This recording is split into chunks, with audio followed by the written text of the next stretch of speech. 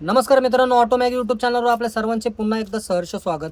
तर काही मंडळी स्वतःला so called reel star, YouTuber, creator म्हणून घेणारे सोशल मीडियावर तुम्ही पाहत असाल, सतत व्हिडिओ टाकत असतात.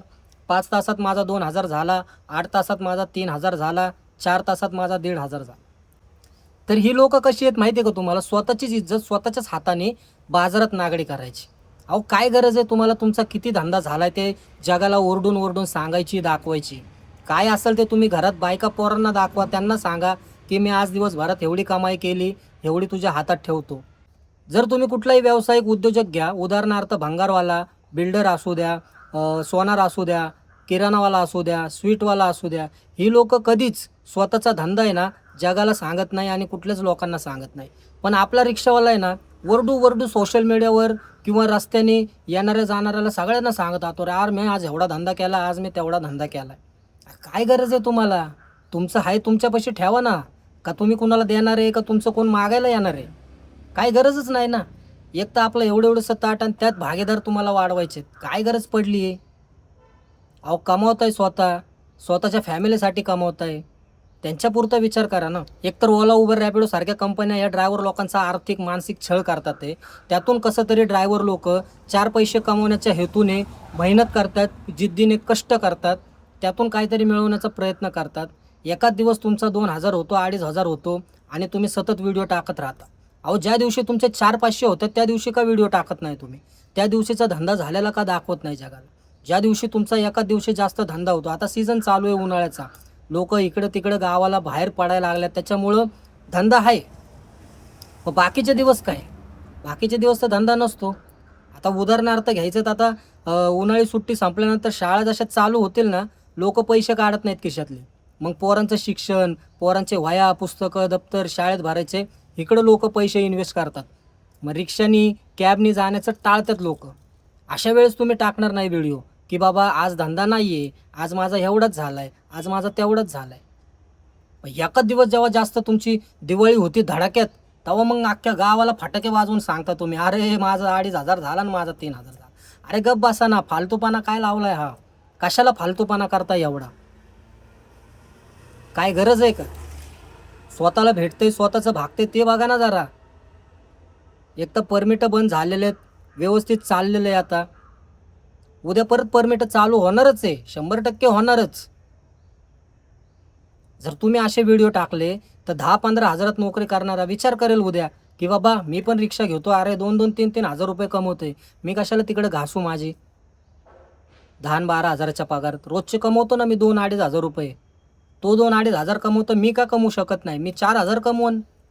या हेतूने लोक परमिट घेतात, रिक्षा घेतात आणि या धंद्यात उतरतात. आणि जे धंदा करतात आते ऑलरेडी त्यांचा बाजार उठवला जातो.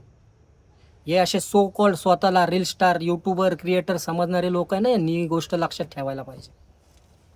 आपण कसं तरी पोट भरतोय आपलं, आपल्याला माहिती आहे. हप्ते गाडीचे, गाडीचा मेंटेनन्स आहे, बाटला पासिंग आहे, अनेक खर्च आहेत गाडीचे. त्या खर्चाविषयी, त्या खर्चाबद्दल कोणच बोलत नाही इथं. पण धंदा सांगायला मात्र सगळ्यात पुढे हे क्रिएटर लोक. कशाबद्दल सांगताय तुम्ही धंदा? काय मिळते तुम्हाला यातून? व्हिडिओ व्हायरल करण्यासाठी, व्हिडिओतून पैसे कमवण्यासाठी? व्हिडिओ जर तुम्हाला व्हायरल करायचे आहेत ना, एखादा चांगला कंटेंट बनवा. त्या कंटेंटमधून समाजाला काहीतरी घडण्याचा मेसेज द्या. त्या मेसेजमधून काहीतरी समाज प्रबोधन होईल अशा पद्धतीने व्हिडिओ बनवा. हे व्हिडिओ पण बनवून तुम्ही ड्रायव्हर लोकांचं खच्चीकरण करता, हे तुमच्या लक्षात येत नाही. आता जे नवीन लोक आहेत ते वा वा म्हणतील, तुमच्या व्हिडिओला कमेंट करतील, दादा तुला भारी व्हिडिओ बनवतो, तुझं बघून मी रिक्षा घेतली. मग तुम्हाला चांगलं वाटतं 2-4 कमेंट आल्या की. अहो पण ऑलरेडी 4-5 लाख रिक्षा ज्या पुण्यामध्ये, मुंबईसारख्या मोठ्या मोठ्या शहरामध्ये अजून रिक्षा आहेत, त्या रिक्षावाल्यांच्या धंद्यावर परिणाम पडतो, ह्याचं गणित तुमच्या लक्षात येत नाही आहे. तुम्हाला नवीन लोकांनी कमेंट केलेले ते तुम्हाला तुमच्या जीवाला भारी वाटतं. आपण जो रिक्षा चालवतोय त्यांनी एखादी जर शिवी दिली तुमच्या कमेंटमध्ये, मग तुम्हाला किती वाईट वाटेल? मग अजून त्याच्याविषयी व्हिडिओ बनवायचा, तू का रे शिव्या देतो मला, तू का रे दम देतो मला, तुला बघून घेतो मी, तू पर्सनली मेसेज कर, तू कमेंट डिलीट कर. मग या धमक्या द्यायच्या. अरे मग तसे व्हिडिओ बनवू नका ना तुम्ही. 2000 केला ना 2500 केला, का केला? कशाबद्दल? काय कारण आहे? हे व्हिडिओ टाकण्याचे. अरे तुम्हाला व्हिडिओज बनवायचे आहेत ना, रिक्षाची माहिती द्या तुम्ही. रिक्षाला गॅस किती लागतो, रिक्षाला खर्च किती येतो, रिक्षाचा मेंटेनन्स काय, रिक्षाची कामं कुठं होतात, बोर्ड अस्तर कुठं शिवून भेटेल, ॲक्सेसरीज कुठं भेटेल, या पद्धतीने व्हिडिओ बनवा ना.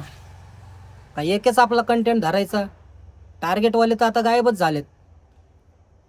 एका महिन्यात 50,000 टार्गेट आणि एका महिन्यात 1,00,000 टार्गेट आणि दिवसाला 2,000 टार्गेट. अरे काय लावलंय? काहीतरी विचार करा राव. काय बनवतोय आपण, काय समाजाला देतोय, आपल्या ड्रायव्हर बांधवांना काय देतोय आपण, ही गोष्ट तुमच्या लक्षात येऊ द्या ना. त्याच्यानंतर काय बनवायचं तुम्हाला बनवा. ज्या पद्धतीने तुम्ही हा खेळ मांडलाय ना, आपला धंदा लोकांना सांगायचा आणि आपल्या धंद्यात भागीदार वाढवायचे, ही पद्धत कुठंतरी तुमची चुकती. यातून स्वतःला सावरा आणि आपल्या ताटात भागीदार होणार नाही याची खात्री घ्या, याची काळजी घ्या. एवढंच सांगतो मित्रांनो. व्हिडिओ आवडला असेल तर आपल्या बांधवांना शेअर करा आणि चॅनलवर नवीन असाल तर एक सबस्क्राईब करायला विसरू नका. धन्यवाद. भेटूया आपण असल्याच पुढच्या आपल्या नवीन इंटरेस्टिंग व्हिडिओसोबत. जय महाराष्ट्र.